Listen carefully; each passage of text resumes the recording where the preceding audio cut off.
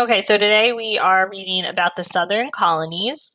The vocabulary you'll be responsible for is plantation, indigo, and debtor.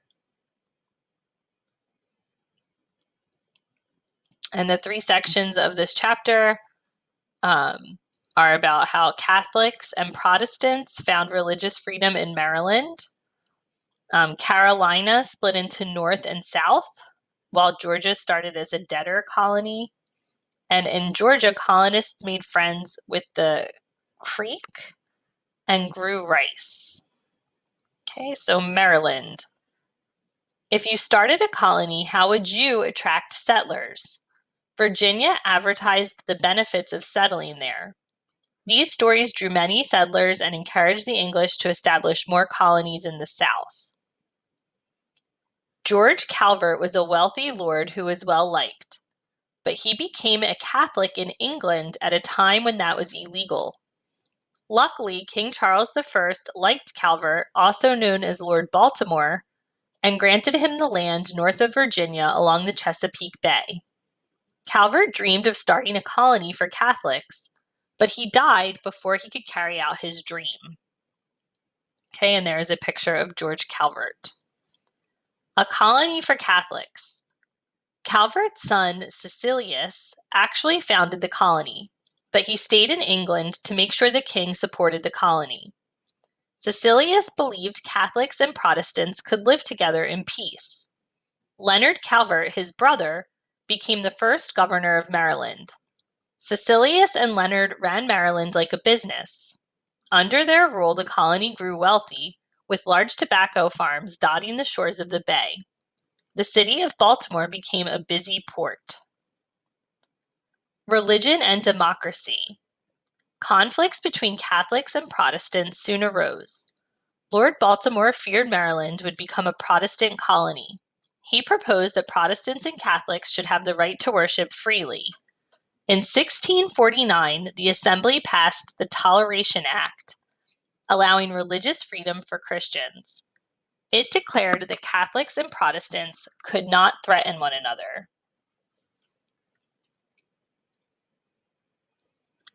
This is a picture of a colonial Southern plantation. So it shows the big house, like where the family lived, the stable, laundry, vegetables, and tobacco fields. There's also a flour mill in the picture. Carolina and Georgia. King Charles II gave 8 proprietors a charter to found Carolina in 1663. 7 years later, the first big city in the Southern Colonies, Charlestown, was founded in Carolina. Charlestown's natural harbor, warm climate, and natural resources made it a center for agriculture and trade. Wealthy colonists built plantations outside the city. So here's one of your vocabulary words you'll need to know. Plantations are large farms that grow one main crop as a cash crop. Okay, so there is the definition. Plantations are large farms that grow one main crop as a cash crop. Plantations in Carolina grew tobacco and rice. They also grew indigo, a plant used to make blue dye. Plantations were like small villages. Look at the diagram of a plantation above. Okay, so we already took a look at it. There it is again. North and South separate. Colonists who settled the land of northern Carolina grew tobacco and sold forest products such as timber and tar. The economy in northern Carolina grew slowly due to the lack of a good harbor. In southern Carolina, the harbor in Charlestown allowed for easy trade. It was discovered that rice grew well in the coastal lowlands of the southern part of the colony. Rice soon became the leading cash crop. In 1729, these differences in colonial life in Carolina resulted in the colony splitting into North Carolina and South Carolina. Oh, and here's more of the picture of the plantation. So it shows the slave quarters and a carpenter and a blacksmith. By 1770, Charlestown was the fourth largest city in the colonies. Today, the city is called Charleston and has the fourth largest container seaport in the United States. Its beautiful historic homes and tree-lined streets make the city a favorite among tourists. Settling Georgia. British General James Oglethorpe had a great idea. What if debtors could be sent to the colonies? Debtors are people who owe money but cannot repay it. So here's another vocabulary word for you. Debtors are people who owe money but cannot repay it. At that time, debtors were put in prison. Oglethorpe thought that instead of wasting away in prison, debtors could be free to live and work in Georgia. He thought slavery would not be necessary with all the debtors to do the work. Oglethorpe also thought that Georgia had the right conditions for making products such as silk that were in high demand in England. He said, "The colony of Georgia shall supply England with raw silk, wine, oil, dyes, drugs, and many other materials for manufactures." Oglethorpe was a decorated general and became a member of the English Parliament in 1722. Because of his military experience, Oglethorpe received a charter to start a colony south of the Carolinas.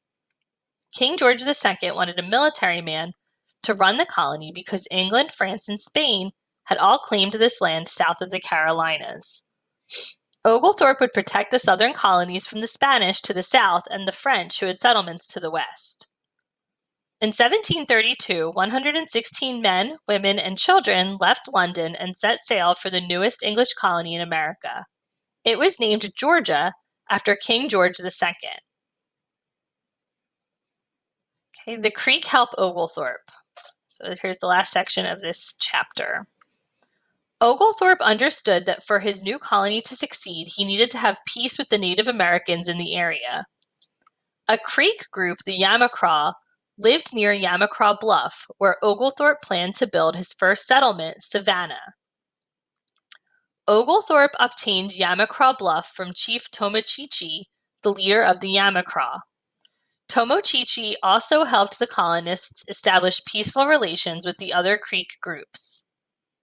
Tomochichi remained a lifelong friend of the English colonists. In 1734, Oglethorpe invited Tomochichi to go to England and meet King George II. Tomochichi gave the king some eagle feathers as a token of peace.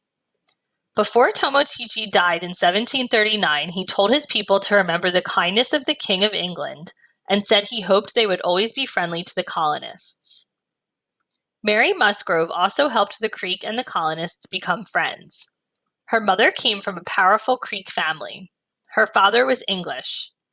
Musgrove had learned the Creek language and customs from her mother. When Oglethorpe arrived in Savannah, she became the translator for the settlers and the Creek.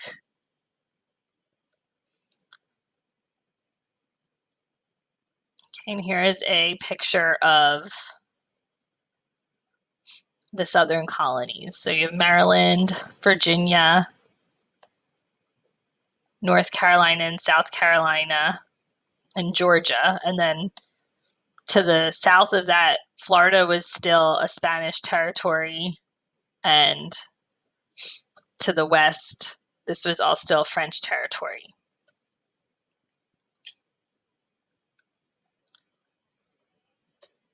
Early failures. Georgia got off to a difficult start. Oglethorpe had planned to raise silkworms, but the silk industry failed. Oglethorpe's plan for England's debtors also failed because few debtors came. Georgia expands. While few debtors settled in Georgia, many other people did. The colony promised freedom of religion to all Protestant Christians. Colonists were also given free land to use for 10 years. This attracted settlers who were seeking a better life. Hundreds of poor people came from Great Britain. Religious refugees from Germany and Switzerland also settled in Georgia. The colony soon had the highest percentage of non-British settlers compared to any other British colony in the Americas. The colony changes. In the beginning, the colonists of Georgia grew tobacco. Later, rice became the most profitable cash crop. Until 1750, Georgia was the only English colony that did not allow slavery. Oglethorpe had planned for the settlers to do all the work. However, there were not enough workers, so some colonists smuggled enslaved workers into Georgia from South Carolina. Enslaved Africans worked on the rice plantations of South Carolina. After slavery became legal in Georgia in 1750, many planters from South Carolina moved into Georgia, bringing enslaved workers with them. In the 1760s, Georgians brought captives directly from Africa. By 1775, Georgia had 18,000 enslaved Africans. Okay, so tomorrow in your notebooks, you're going to have some questions about this chapter, and you're going to have to define plantation, indigo, and debtor. Let me stop sharing this.